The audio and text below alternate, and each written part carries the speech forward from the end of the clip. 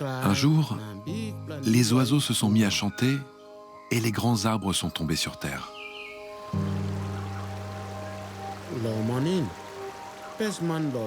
Au petit matin, les premiers hommes de ma tribu se réveillèrent et pendant des générations, ils ont vécu dans la nature, au milieu de la forêt et des arbres. Moi, je m'appelle Mudije Kepanga. Je suis un chef papou de la tribu des Huli et un ambassadeur de la forêt. Je parcours le monde pour partager un message qui nous concerne tous.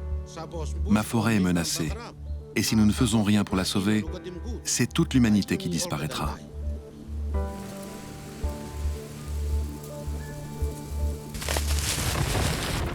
Bientôt, nous ne pourrons pas revenir en arrière. Avec l'aide d'une équipe de tournage qui m'a accompagné tout au long de mon voyage, j'ai réalisé ce film pour vous prévenir des malheurs qui bouleverseront le monde si nous ne prenons pas soin des grands arbres de notre planète. Depuis toujours, ma tribu vit au cœur de l'une des dernières grandes forêts primaires du globe, en Papouasie-Nouvelle-Guinée. Peut-être que vous ne savez pas où se trouve mon pays, mais c'est vous les Blancs qui avez inventé les cartes. Alors vous verrez, il se trouve dans l'océan Pacifique, juste au nord de l'Australie.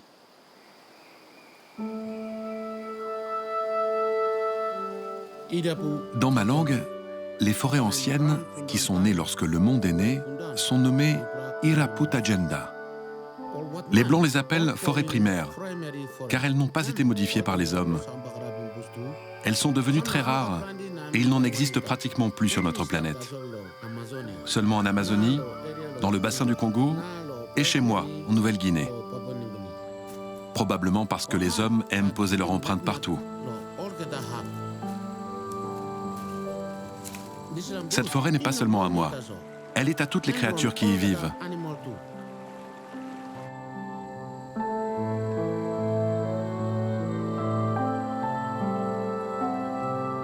Les plus belles, comme les plus étranges.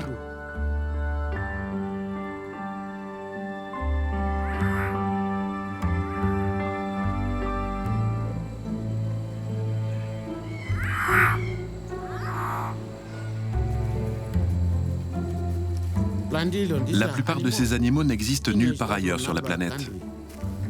Comme le kangourou des arbres, le pigeon Victoria, et mon préféré,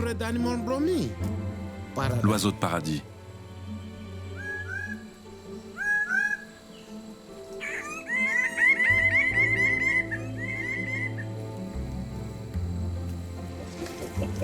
Le plus grand d'entre eux est un animal très curieux, solitaire, grincheux, timide et volontiers bagarreur.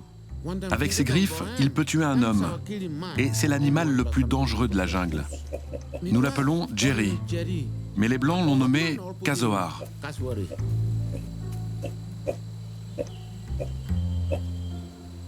En mangeant des graines et en les dispersant avec ses crottes, il participe à la régénération de la forêt. Nous considérons qu'il est notre grand ancêtre, car nos arrière-arrière-arrière-grands-parents sont sortis de l'œuf d'un casoar.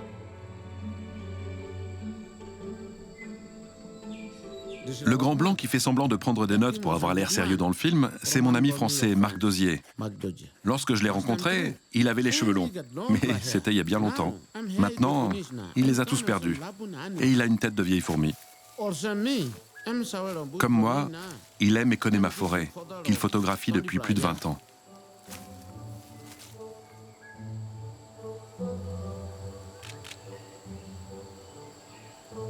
Comme l'a appris Mudije, la forêt de Papouasie est un immense réservoir de biodiversité, qui compte plus d'espèces animales et végétales que l'Europe tout entière.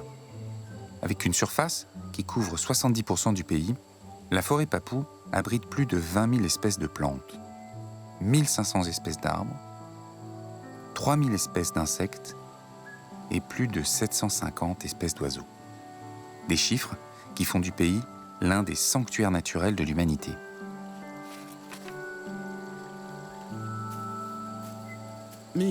Je suis un homme de la forêt et, honnêtement, je ne sais pas faire de film. Alors avec Marc, il y a une équipe qui nous accompagne. Luc, Pierre et François. Et ils utilisent toutes sortes de caméras très étranges pour que je puisse vous raconter mon histoire.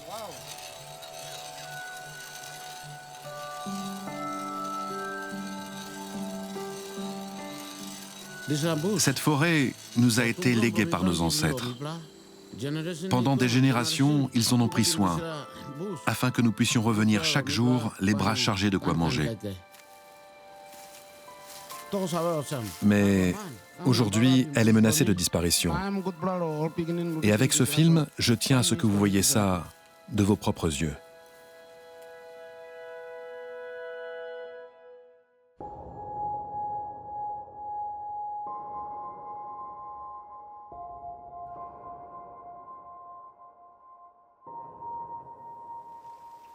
Le temps que vous regardiez ce film, plus de 150 grands arbres vont tomber dans mon pays.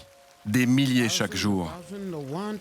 C'est pour cette raison que je tiens à révéler avec ce film le pillage qui se passe sur nos terres. Sur la côte Est, dans la province de Vanimo, l'une des plus touchées par la déforestation, un de nos contacts a pris le risque de nous infiltrer avec une voiture aux vitres teintées dans l'une de ces exploitations. Roger, il y a des coupes de bois en ce moment à l'endroit où nous allons?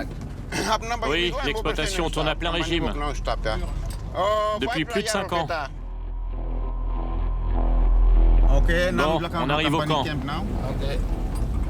Et toi, Pierre, fais attention avec le drone. Faudrait pas qu'il nous voie. Oui, faites-vous discret. N'ouvrez pas vos fenêtres. Les chefs sont à l'intérieur des bureaux et il ne faut pas qu'ils vous voient. Une fois qu'on aura dépassé ce camp, je vous emmène sur le site de l'exploitation et au village des propriétaires terriens. Ok, Roger, t'inquiète pas. On va rester discret. J'ai demandé de nombreuses fois aux exploitants qu'ils nous autorisent à venir ici. Mais ils ont toujours refusé. Parce qu'ils ne veulent pas qu'on voit ce qu'ils font.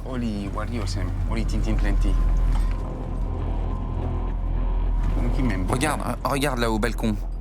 Ça doit être l'un des chefs. Maintenant qu'on a passé le camp, on va pouvoir aller sur le site de coupe et rencontrer les Papa Ground.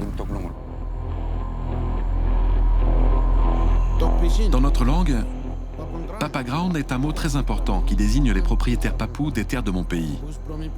Nos forêts, nos vallées et nos montagnes appartiennent traditionnellement à des clans qui doivent autoriser leur exploitation.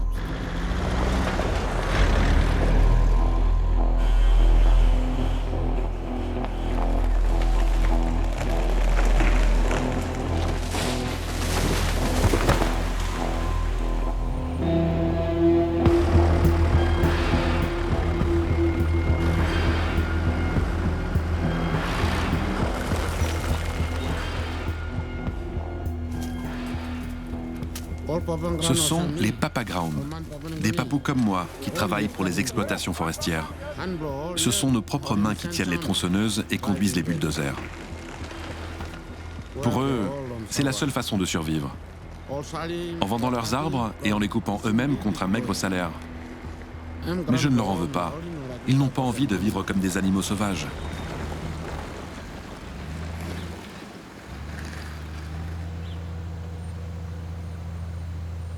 Ils sont employés par des étrangers qui viennent de Malaisie, des Philippines ou d'Indonésie, et nous les surnommons les Kong Kong. Eux commandent et nous exécutons. Les contremaîtres ne sont pas méchants. Ce sont simplement des gens pauvres qui viennent gagner leur vie en coupant nos arbres. Une fois sur le chantier, le chef d'équipe nous a même laissé filmer ce que nous voulions.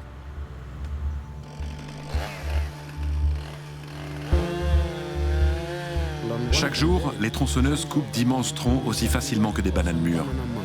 Et en tombant, les grands arbres poussent un cri, comme s'ils disaient adieu à leur famille et à la forêt tout entière.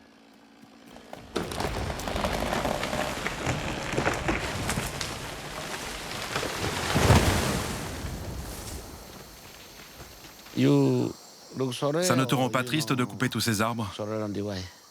Oui, parfois ça me rend triste. Parce qu'on en coupe vraiment beaucoup. Et surtout parce qu'en tombant, les grands arbres abîment ceux qui sont autour. Et tu es content de faire ce travail? Oui, bien sûr. Grâce à ça, je gagne un peu d'argent pour nourrir ma famille et acheter ce dont on a besoin. Oui, tu fais de ton mieux pour survivre. Sans ce travail, tu n'aurais rien à manger. Je te comprends.